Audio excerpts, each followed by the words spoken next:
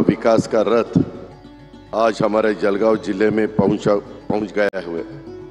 अंकुर, केला, प्याज की खेती करने वाले जलगांव जिले के लिए आज का दिन प्रधानमंत्री जी के उपस्थित के कारण सचमुच स्वर्णिम दिन है।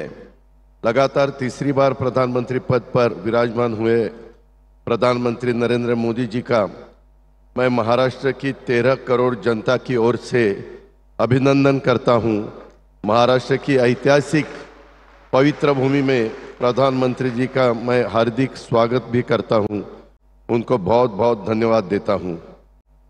आज ज्या प्रचंड संख्येने स्टेजवरचे सगळे मान्यवर वेळ कमी असल्यामुळे सगळ्यांची नावं घेत नाही, परंतु राज्याचे मुख्यमंत्री, उपमुख्यमंत्री, गव्हर्नर साहेब, केंद्रीय कृषी मंत्री, सर्व मंत्रीगण, माझ्या विशेषतः जळगाव जिल्ह्याच्या कानाकोपऱ्यातून आलेले माझ्या सगळ्या महिला भगिनी, उमेदच्या सगळ्या माझ्या बांधव भगिनी, माय माऊली आणि पत्रकार मित्रांनो, मी खरं तर आजपर्यंतच्या माझ्या राजकीय जीवनामध्ये एवढ्या प्रचंड संख्येने महिलांनी देशाच्या पंतप्रधानांचं स्वागत केलेलं महाराष्ट्रात पहिल्यांदाच बघतो। ज्या प्रचंड संख्येने माझ्या माय माऊली आज इथं आल्यात, लाखोच्या संख्येने आलेल्या आहेत।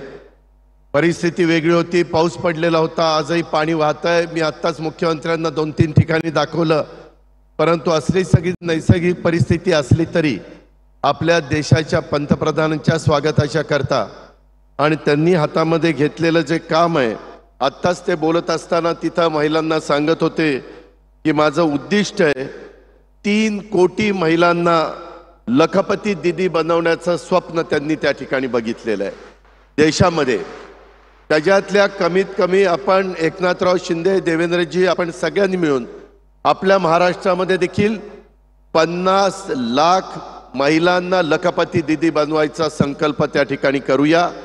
त्याकरता महाराष्ट्र कुठं कमी पडणार नाही याबद्दलची मला खात्री आहे, विश्वास आहे।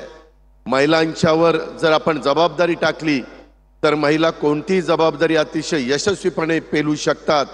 हा आजपर्यंतचा महाराष्ट्राचा इतिहास आहे, हे पण आपण सगळ्यांनी लक्षामध्ये घेतलं पाहिजे आणि त्याच भूमिकेतनं आपण सगळेजण जाऊया। हा सगळा जो कार्यक्रम आयोजित केलेला आहे त्या सगळ्या माझ्या लोकप्रतिनिधींचं, मी संयोजकांचं, अधिकाऱ्यांचं पण मनापासून कौतुक करतो की एवढा पाऊस असताना पण त्यांनी प्रचंड मेहनत घेऊन हा जो कार्यक्रम आयोजित केला आणि त्याच्यामध्ये विशेष माझ्या जळगाव जिल्ह्याच्या कानाकोपऱ्यातनं, प्रत्येक तालुक्यातनं आमची महिला पंतप्रधान महोदयांना भेटण्याकरता आली आणि सगळीकडनं एक प्रतिसाद देत होते। आजचा तुमचा उत्साह, आजचा तुमचा प्रतिसाद आणि तुम्ही जो सपोर्ट करत होता तो बघितल्यानंतर खरोखरच तुम्हाला सलाम केला पाहिजे।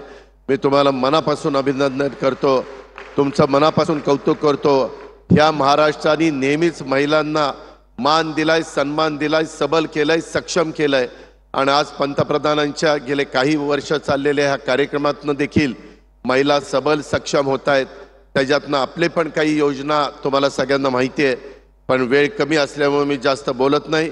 पुन्हा एकदा या कार्यक्रमाच्या निमित्तानं ज्या ज्या लखपती महिला झालेल्या आहेत, ज्या दीदी झालेल्या आहेत, त्यांचं कौतुक करतो, परंतु त्यांनी त्यांच्यापुरता आता लखपती राहायचं नाही, ती इतर पण महिलांना लखपती करण्याच्या करता तुम्ही त्या ठिकाणी प्रयत्न करा। आम्ही सगळेजण तुमच्या पाठीशी आहोत हा शब्द देतो आणि या ठिकाणी थांबतो। जय हिंद, जय महाराष्ट्र।